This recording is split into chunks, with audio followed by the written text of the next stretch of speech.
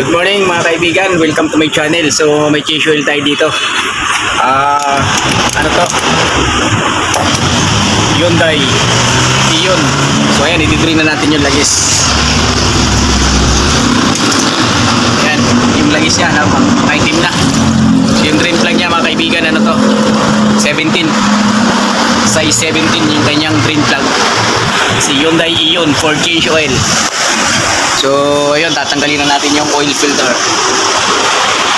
Tapos pa naman yung brake pad niya. Bakit? Nagbabawas yung kanyang brake fluid. Walang basa. So, ito mga kaibigan, chichikin natin lahat. Bakit nagbabawas yung kanyang brake fluid. Tatanggalin muna natin yung oil filter. Grabe langis niya. So itong oil filter niya, tatanggalin natin. So papakita ko lang kung saan nandoon ang location ni Hyundai Ion. Few moments later. So ito yung oil filter niya mga kaibigan, no? Vic 415. So tatanggalin na natin. Ayan yung oil niya. Yung mga gulong naman niya mga boss, so for check up lang. Ayan, bago yung brake pad. So kulang lang ng brake fluid, nagbawas. Wala naman siyang tulo. Bawat gulong wala naman siyang leak. Bakit nagbabawas? Kanyang brake fluid. So talagang ano lang yun, natuyo lang. Inabsorb lang nung master. Talasin na muna natin yung oil filter niya. So ito mga kaibigan, may gamit tayo dito filter wrench. Ito yung size nung 415. Ito naman pang 110. Ito lang ang mga gamitin natin dito. Saka yung 111 pang Innova. Ayan, mga ganyan. Hilux, Fortuner. So ito yung kanang dulo. Dito naman pang 415, pang 226, 110. Ayan. Itong gagamitin natin.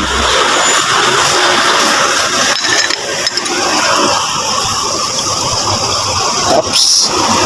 Medyo mainit-init. So ito yung gagamitin nating kombinasyon para doon sa filter rinse natin. Ayan. Yes. Paikot din. So dapat pag naglalagay tayo mga boss ng oil filter, huwag masyadong masikip.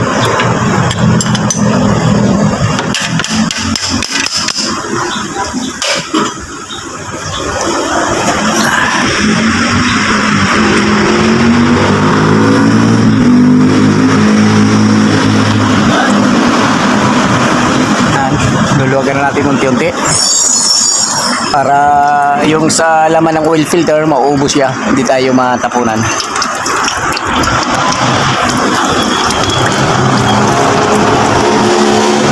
Tapos syempre hahanginan natin yung makina, yung pag-drain ng langis para talagang malinis. So ito yung panghangin natin mga boss, compressor. So itong compressor natin mga boss, mga kaibigan, dinidrain natin to kaya wala siyang moist, walang tubig.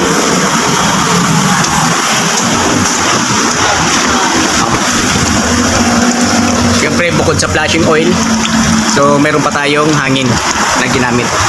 So ito nga pala yung flashing oil na ginamit natin.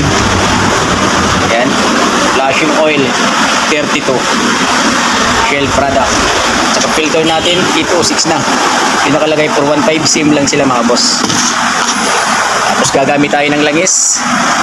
Yan, Shell Helix Edge X5 15W40. So pang 5,000 kilometers lang to mga bossing. Goods yan, nice yan. Tapos every change oil, palit kayo nitong oil filter. Kasi pag hindi kayo nagpalit nito, para tayo hindi lang nag-change oil. Ayan o. Dumi yan. Diba? So ito, for change oil to. Yan. Hyundai Ion.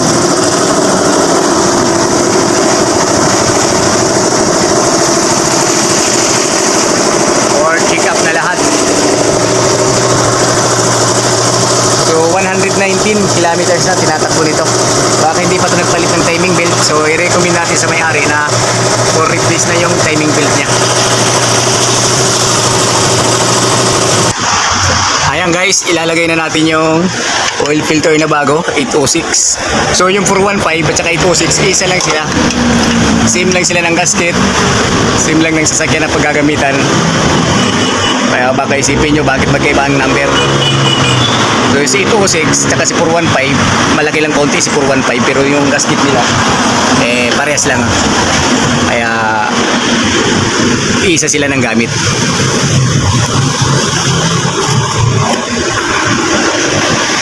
Yan, siskipan na natin ng konti ng ating filter range. So ang ginamit natin kanina itong malaki 415.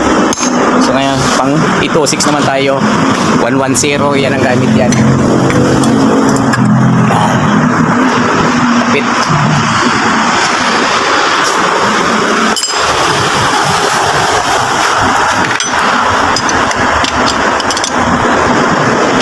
Yan.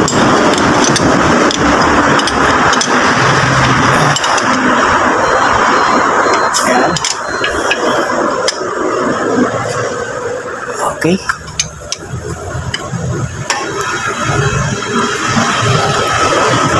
Ayos.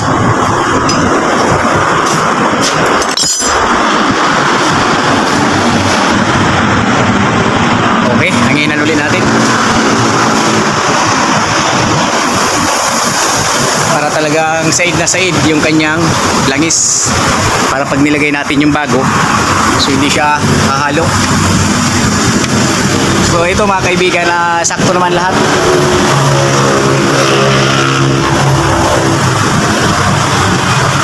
Ibig sabihin, wala naman sira sa ilalim to. Ayan. Walang katakas-dagas yung makina ni Ion. Diba? Ayos. So, didrain muna natin yan.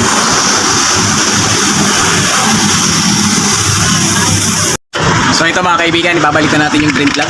Wala na, natulo na lang isa kanyang crankcase. Si Hyundai Ion na JK Oil.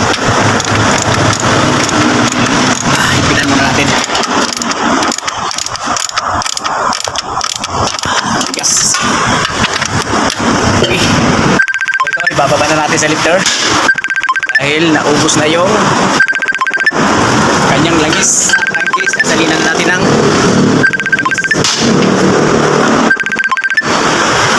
diba? So, ayun. Ito. Baba na natin sa lifter. Yun.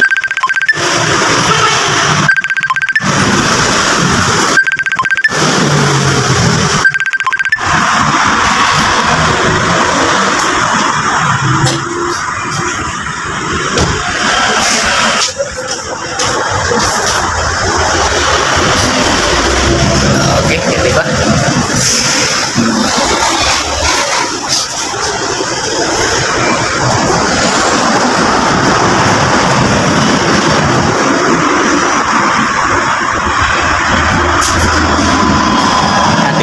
Kumuha ng tubig.